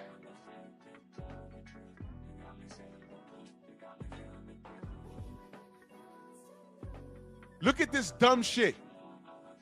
Racism? What racism, bro, is boxing? I'm talking to a little N-word from Baltimore. This is what I'm talking about, y'all. You see what I mean? You see what I mean? That. This is a kid, when I asked him, what do you want to see Tank do at 140? Get as much money as possible. I said, what? Yeah, make as much money when it's possible. He didn't say knock out his contemporaries. He didn't say get at Shakur or Keyshawn. Meet Devin at a catch weight. He said get as much money as possible. What did I tell you about these kids that were born in the 2000s? From 2000 to 2016, now they're teenagers. All they're seeing is fights, and maybe they had a gym punch in the bag. Now, 2021, we out the pandemic. Do you think that they know enough? No, they're fans. They're fanatics. What did I tell y'all about being a fanatic?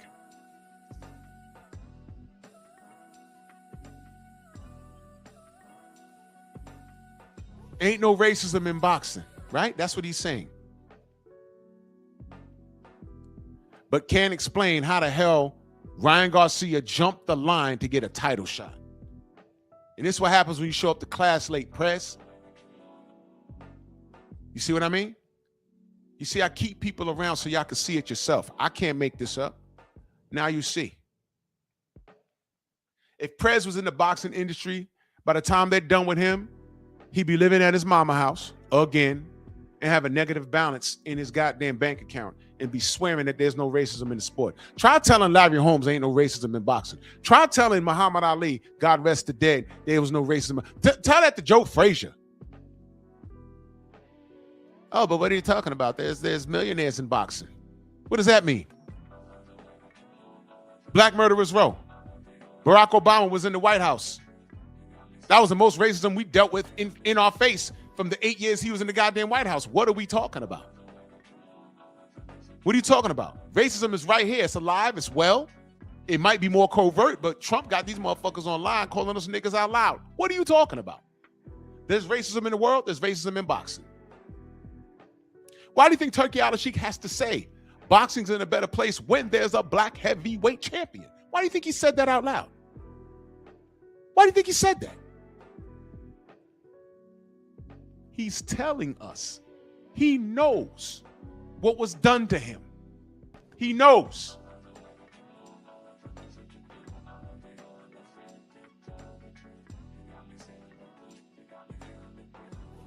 Let me get back to this fool-ass Mauricio SILLYMAN. Because I've never seen a black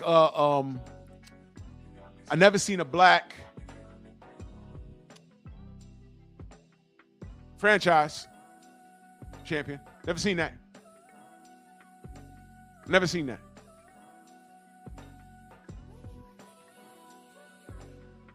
Chris, I'm going to send you all the letters, all the paperwork. I did everything possible to save this matter. But if you run an organization where anarchy, where abuse of power, where disregard to the law or the rules is going to be the one that runs, it's not possible. But do you as a person, let me ask you, do you believe that you guys deserved $120,000? Like, you keep saying you keep going back to the money. I do keep going back to the money because these guys called me about the money. These fighters, these managers, they're always calling me about money. Whether it was 50, 60, 300, 120. Well, if it was 10, he might have given it to you. But if it's 120, that's a big number, man. That's a huge number. They didn't ask. They did. A fighter never has a complaint when they're making the little money. It's not about the money. I go back and say it's not about the money. Every fighter, when they're making 100,000, 200,000, 1 million, they don't complain at all. It's when they make 10 million that they start complaining. It's when they think they don't need anyone else. They don't need the promoters. They don't need anyone. They don't need nobody. Did Canelo Alvarez get this same lecture? Asking for a friend. And that is wrong. We are consistent. You're our champion, whether you make $10 or you make 10 million. And it's the same rules. You're our champion. He's telling it. He's telling it. He's telling it. It is not about the money, Chris. Well, but it is. You keep saying that. It is about the money. These guys want their money. It's you who says it's about the money. It's not me. It's you. Oh, my God. It's not him. Bud said, F you, I'm out. Shakur said, F you, take it. And you on here arguing with a guy that's never been in a ring on a professional level in his life, to my knowledge. Core Stevenson, who said he'd rather give the 120 grand to his daughter. Good for him. Then don't be a WBC champion. But he wasn't fighting for the WBC title. This is what I keep going back to. He was the WBC lightweight champion. Fight between champions. If they don't want the belt, it's okay. If you want the belt, you go according to the rules, Chris. Why don't you understand? And but you're telling me. So let me ask. Why don't you? So you think there should not be rules? I think there should be rules. I think some of your rules kind of stink. I like to hear from you, and we'll work on them. I think that rule where if a guy's going up to 140 pounds to fight for a different sanctioning body's title, he shouldn't have to pay 100 grand out of his pocket to do it. That's the rule. So you're telling me, just let me finish it with this. Every organization has that same rule. Then it's a crappy rule that these. And this is why they're dying. This is why they're dying. Exactly, Xavier. Canelo threw his shit in the trash. And when he spun the block, you see how he talked about Conor Benn and Ryan Garcia? He talked about that tenfold about Canelo Alvarez.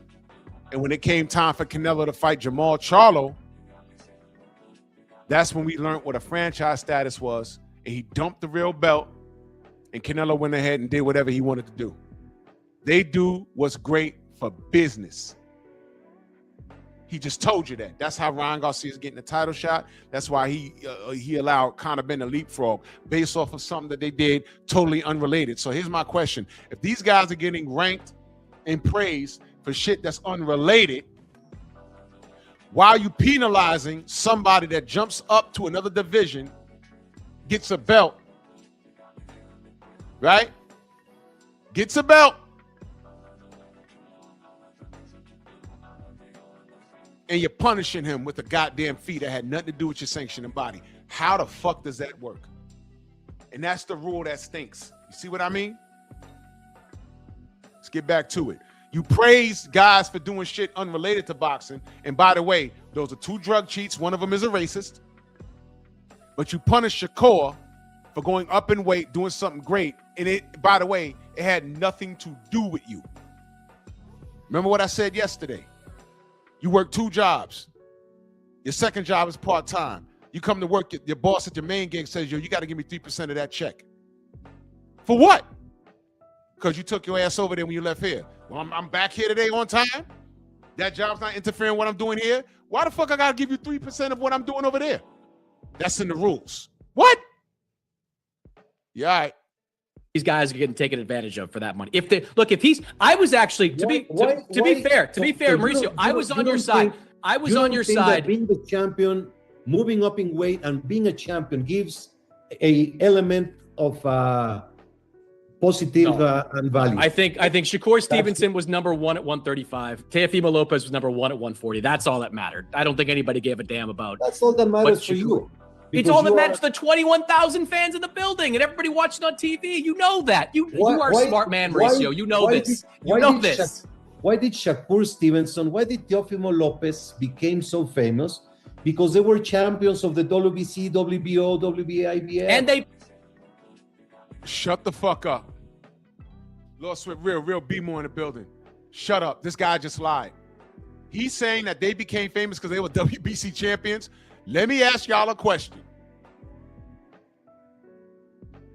You ready? When was Teofimo Lopez ever a real WBC champion at 135? Go!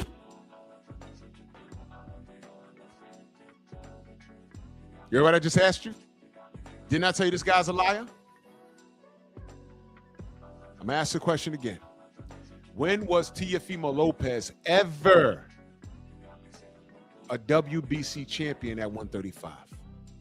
Y'all may have saw him with a belt. He may tell you, I paid sanctioning fees on that franchise. But where'd he get it from? Teofimo got it from Lomachenko, right? The franchise status that wasn't transferable when it was invented. It wasn't transferable until Teofimo Lopez beat Loma. Then it became transferable that night. This guy makes rules up as he goes along. Why? Why?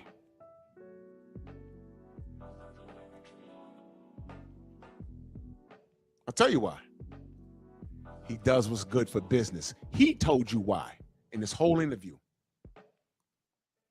And this is why Zuffa is about to murk these dudes. I want these dudes out of business with their shirt out their pants. And I want Mauricio to get a real job. Because you're failing at this. Thank you, Turkey Al-Sheikh. This is what boxing deserves. The way y'all used to think and the way you used to do, the old way of doing things, it's up now. When it's time for you to fight your contemporary, if you don't do it, Dana White's going to get you out of there. He's going to put you to the back of the line. Hey, man, you ranked number 3. You about to fight number 2. I don't fight that guy, but I could beat the champion. Nope, that's not how we're doing this. The champion has to fight a mandatory. You got to fight. You're number 3. You got to fight number 2. Well, I'm saying, I sell out seats in my city. Dana White comes like, yeah, we understand all of that. But you're not jumping the line here. Are you going to fight him? Well, no. Get to the back of the line. So number 4, now you're number 3 now. Number 3 is going to be now ranked number 15 because everybody's moving up. Because he refused to fight number 3. See how that works? Number 3 refused to fight number 2 for his spot. So number 3 got to get to the back of the line now. You see? Now, things are always subject to change. They're always subject to change. And I'm not saying that Turkey's perfect. I'm not saying that Dana's perfect. I'm saying that this is what boxing deserves. Like how I said, Mike Tyson, Desiree Washington lied on him. I will stand by that. I think she a liar. But you know what? At that point, I think Mike needed to go sit down. JL did him well. Because the way he was going, he beat that charge, he'd have felt untouchable. He needed to get off the street because somebody was going to shoot him. What I say about Tank? I don't know. Facts might still come out, and they might say, hey, this bitch lied. But that judge might have it out for him and say, hey, man, I want you to go sit down regardless. It might do him some good.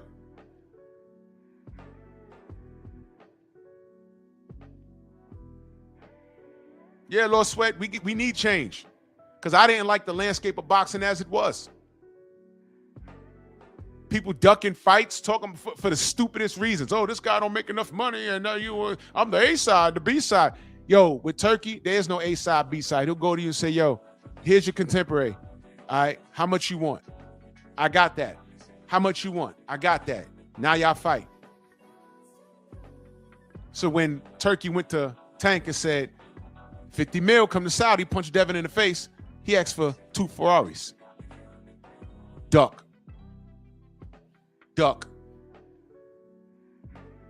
Hey, he ain't got to bend the knee to Turkey. Who is he? Okay, don't worry about it then. Don't worry about who he is. But he bent the knee to Jake Paul for $40 million.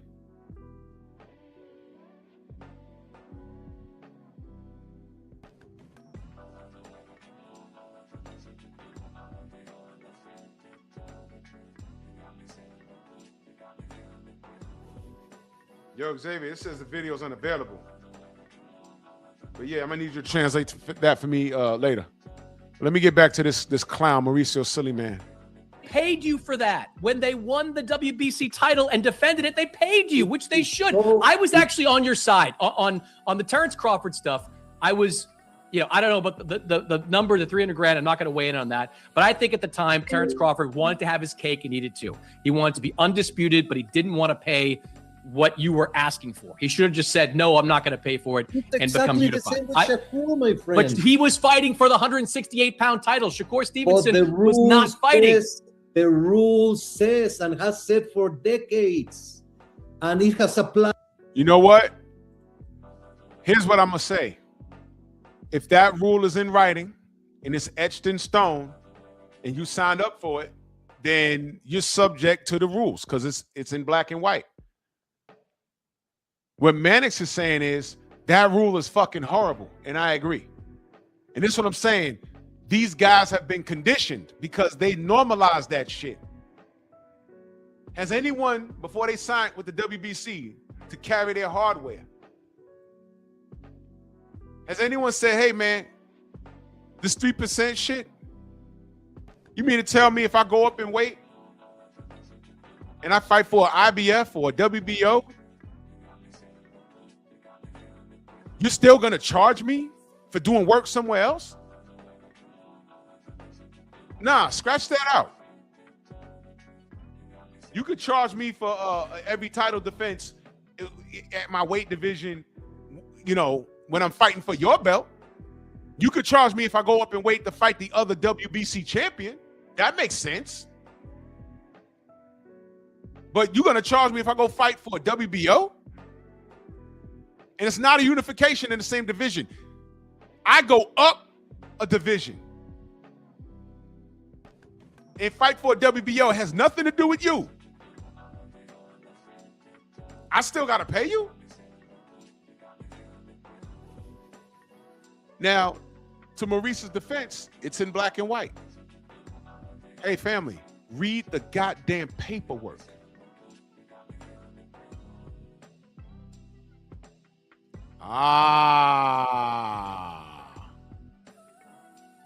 Uh-oh. Brother Oddfellow says he ain't enforced that rule when Canelo lost to Bivol. This is why I say Mauricio is FOS. You see what I mean? See that? He is selective. And in case y'all don't know what he's talking about, when Canelo was the champion at 68, the man went up to fight Bivol for his, it was a WBA, right? Correct me if I'm wrong. It was a WBA, right? Todd French in that super chat, he says it's a sanctioning body that don't pay them. Hashtag diabolical. Diabolical. Canelo went up. What are they going to tell me? He didn't win, that's why he didn't charge him?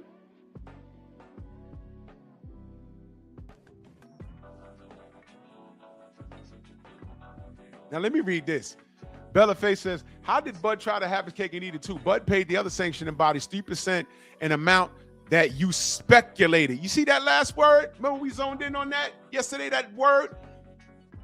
It's a percentage off of what is speculated. They don't know what Shakur made. But they speculate 3% rounded out to $120,000. Huh? That's right, Stormy. He don't implement a lot of rules when it comes to Latin fighters. That's why all of this shit is like out of the box. What?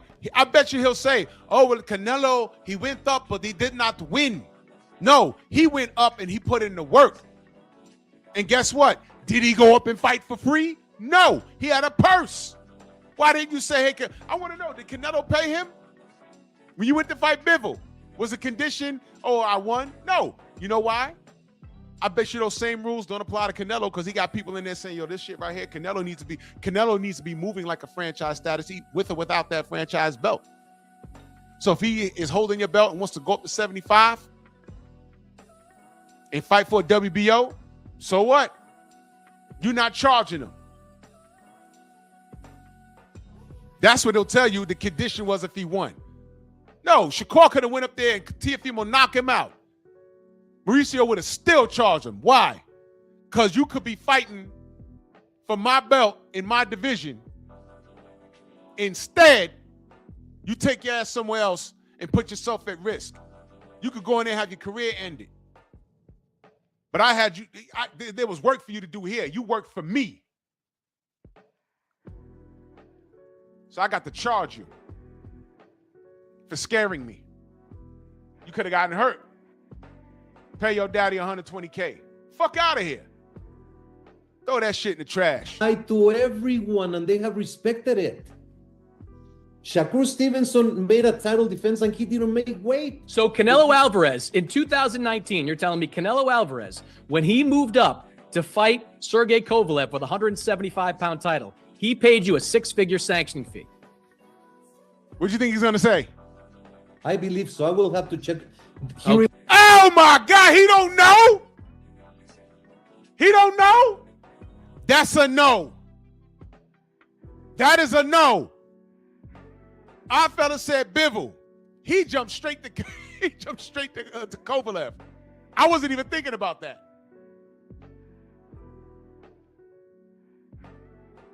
He should have said Bivol. He's supposed to know this shit. Canelo Alvarez, the first franchise champion. I'm going to go with no. But you know what? I would love for Canelo to open up the books and say, is that true? Yeah, I'd check on that. I'd check on that. Oh, yeah, for sure. If he remained champion in the... He did. Yes, of course. He did. And they didn't strip his belt. So did they charge him 3% and he paid it? This is Canelo we're talking about. I need to follow up on that. You know what? Email Chris Mannix and ask him to follow up on that. And then bring up the Bivol shit. I'm going to follow up on that. I'm going to hop in his DMs and I'm going to email him. Hey, Chris, what's the word on whether Canelo was charged 3% when he went up before Kovalev? And by the way, did they charge him the same 3% when he fought Dimitri Bivol for his title? I just want to know. Did you get an answer to that? Yes or no? Please, I need to know this. Thank you, Chris. That's the question. Shout out to Oddfella. Yes. He was the 160-pound champion at the time. And you said a month after the fight, and I quote, I think the best thing would be for him to return to the middleweight division since competing at super middleweight or light heavyweight is going to be a big advantage for his opponent. So this was a month after his fight. You were encouraging him to come back to middleweight. Well, he's been in super middleweight and has been successful. Well, this was after Kovalev, I'm saying. And I would love to know if you charged Canelo Alvarez the same money you were trying to charge Shakur Stevenson, because he did the exact same thing. WBO light heavyweight title, moved up in weight, and kept his WBC middleweight title. Absolutely. Okay. Absolutely. Did he go back to 160, y'all? Was he ever stripped? You see that? You see that? Oh, Queen, we ain't even gonna go here. Shorty says, again, the WBC has only paid $2.5 million to help fighters. Where's the rest? What's the total, by the way? Because I don't know the number, Queen. What's the total?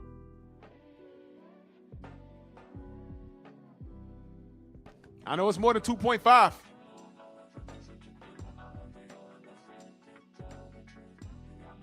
What's the total?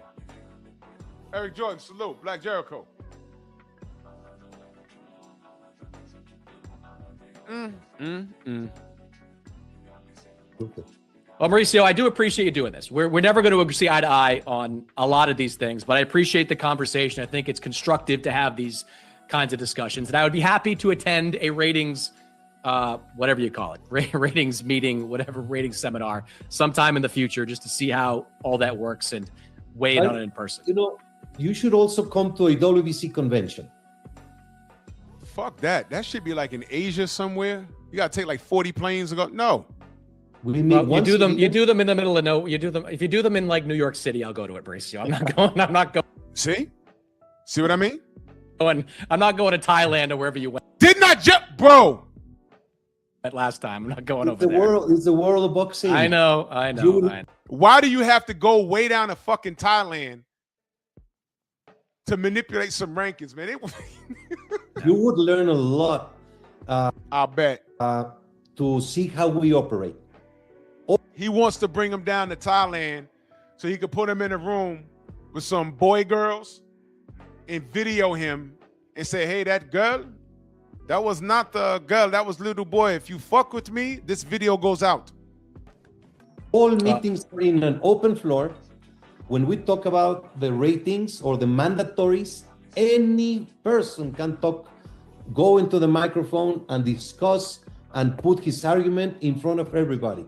But isn't that kind of crazy in and of itself? Like, shouldn't you have a ratings committee that doesn't need people to make an argument? Like, if your ratings committee isn't smart enough to know how to rank the top 10 guys. You are doing an argument for Chisoko and for others right now. So well, yeah, but I'm a media member. I'm just a reporter. Like, I'm doing it out there. Like, your ratings committee shouldn't need to hear from anybody. They should be smart enough to know how to rate these guys. No. You have the right to be heard. You have the right to come as a manager, promoter, or fighter yourself and say, look, I've been fighting and maybe you don't have me under the radar. Why, when you just explained that it's a popularity contest? You just explained that. They were asked about Conor Ben. And he said, do you think Conor Ben loses to him?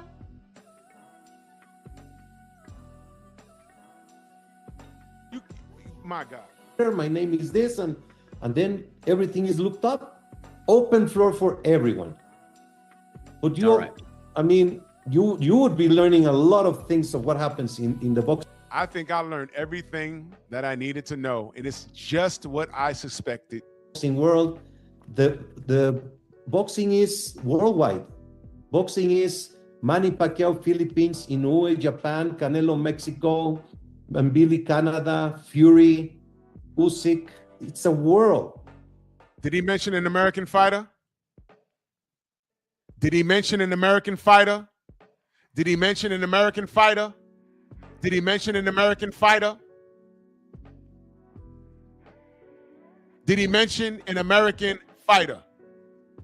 Yeah. All right. Well, we'll save this discussion again for another day. Mauricio, I appreciate it. I will see you in less than 2 weeks at the Ryan Garcia Mario Barrios fight, the big fight in Las Vegas, the WBC welterweight title on the line in that fight. It's good to talk to you. And again, I do appreciate your time. Thank you, Chris. Man, shut up. Fuck out of here, man. So there you have it. There you have it. What have we learned? Todd French in that super chat, he said the sanctioning body that don't negotiate fights, pay for VADA, don't secure event facilities, don't provide equipment, ring, pay fighters, hashtag pay WBC for what exactly? Man, this is crazy. Everything you needed to know about this man, about that sanctioning body, you've learned. Between today's show and yesterday's show is his words, not mine. Just let them talk. Thank you, Stormy. I was just going to say that. Chris Mannix, you go anywhere near that convention, you'll make it there. You might have some problems on the way back.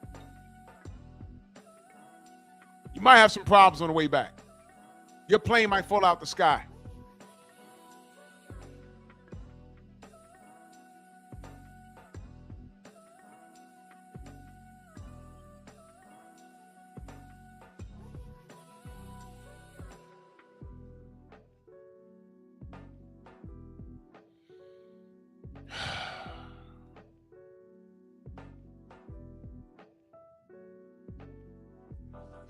Scrolling down a page, and I followed the zone. I have a subscription. Mario Barrios versus Ryan Garcia watch along with Showbiz the Coon and Wade Clemens. This dude literally let the industry give him the only back shots. This ain't hard work and dedication. This was clearly sick ducking.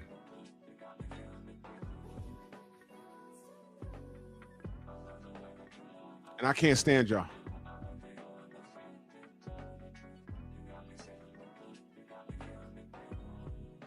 We're dealing with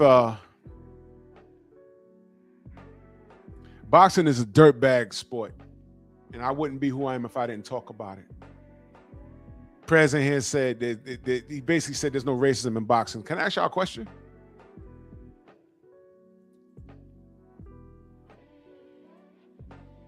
Where's Joseph Parker's B sample? Maybe I missed it.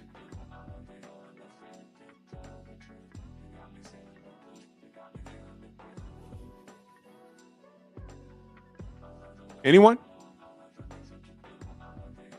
Joseph Parker popped dirty for that nose candy.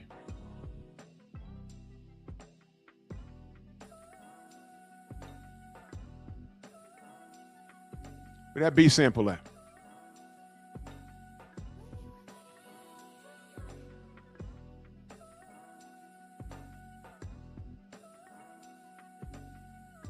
It just didn't happen, right?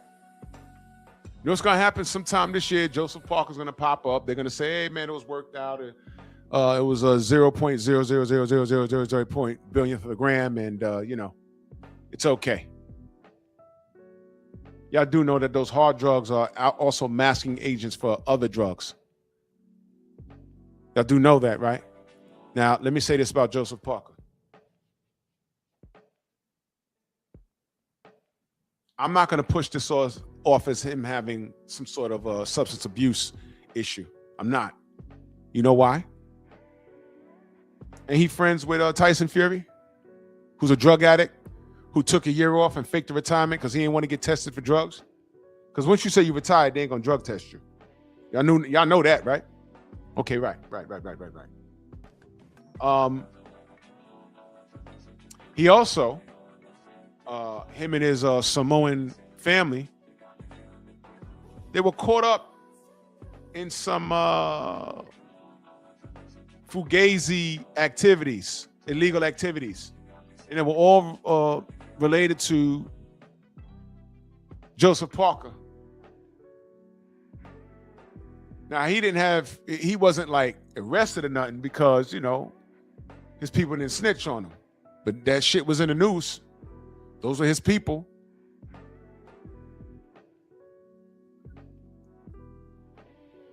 That's right. Janabek, ain't nobody talking. Ryan Garcia, give him a break. I can imagine if Devin Haney popped for anything. Can imagine. Then you see Chris Mannix show his ass. And by the way, let me say this, man.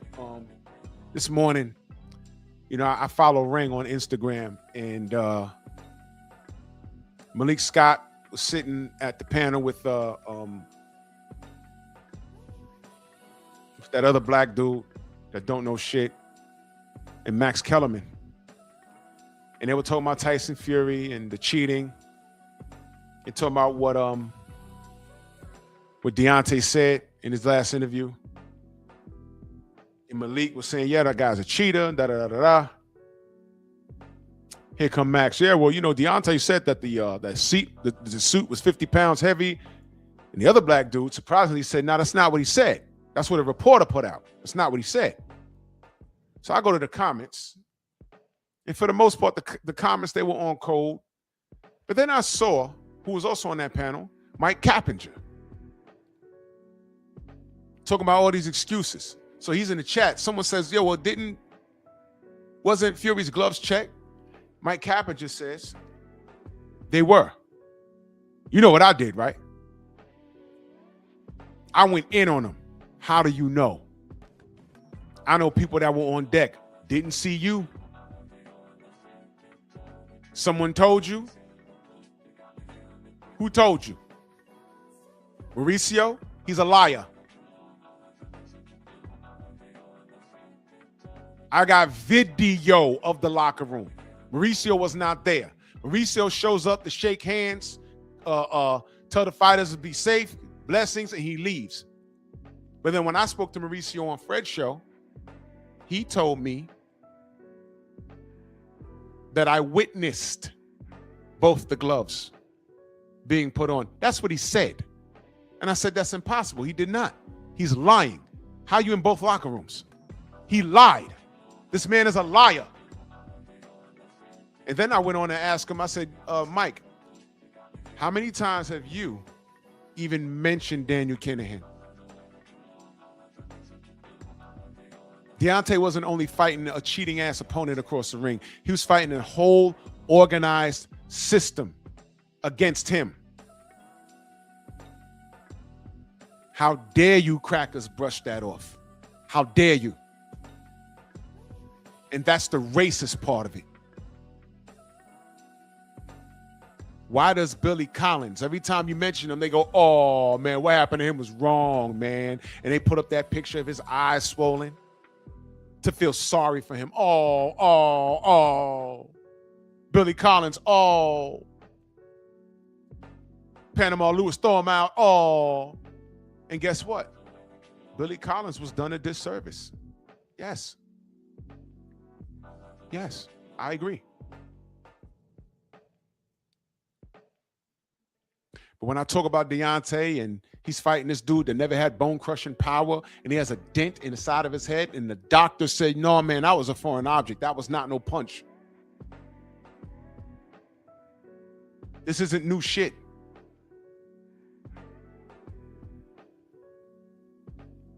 Y'all don't extend Deontay the same courtesy? Okay, I got y'all. Salute to fool-ass Earthman. He says, all I see is the work.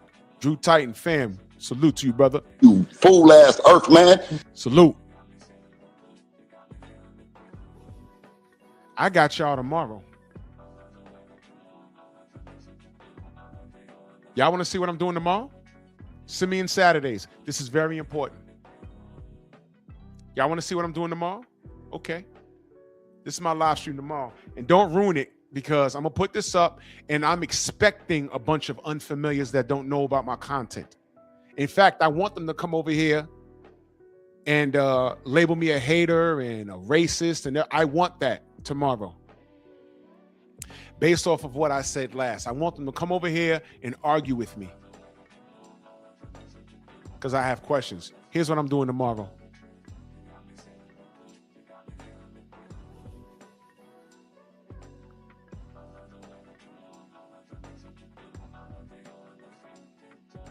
What do you think I'm doing tomorrow?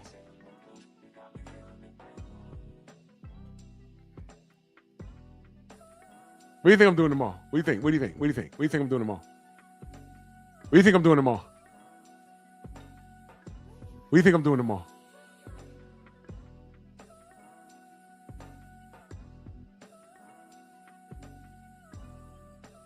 Oh, there's going to be some angry motherfuckers tomorrow, bro. There's going to be some angry motherfuckers tomorrow, bro. There's going to be some angry mofos, but you know what? They don't pay attention to detail. I'm expecting everybody to come through here angry.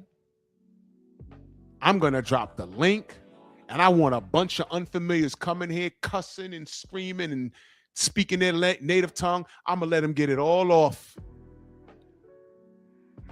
and watch when it's my turn.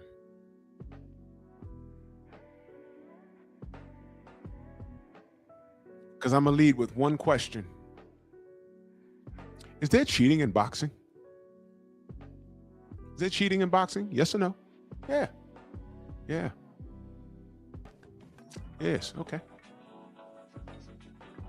So Margarito cheated Cotto? He did. How do you know?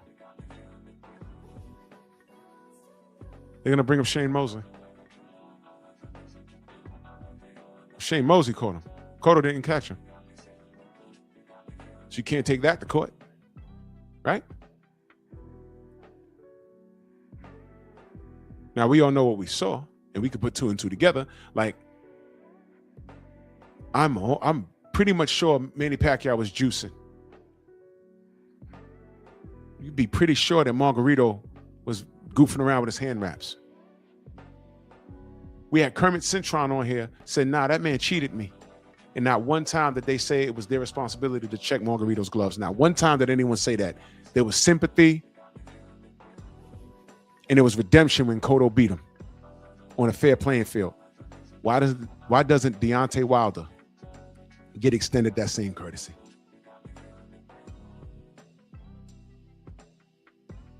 Anyway, y'all pull up tomorrow. Yeah, Thomas, I want that heat. I want that heat. Because all of them say Deontay Wilder is making excuses. They're going to say, that's different. No, man, that's different. That's different. No, man, that's different. It is. Yeah, it is different. Cotto wasn't fighting a whole Mexican cartel. Deontay was fighting a whole Irish cartel. He's fighting referees, poisoning of water, faulty equipment. And the Americans left him out to dry. That's what y'all niggas did. So anyway, salute to everybody in the Venmo, the Zelle, the Cash App, the Super Chat. Y'all pull up on Simeon Saturdays tomorrow. And we're going to talk about it. Faggot shit. Death to the WBC. I hope all of you get balled up into a mini car. That little Toyota Corolla, that little 1998 Toyota Corolla. It'd be like 80 y'all in there. I don't know how y'all do it. Get up in that and drive down across Bronx Expressway. Push that son bitch up to about 90 miles an hour and meet that tractor trailer right before you get off on Jerome Avenue.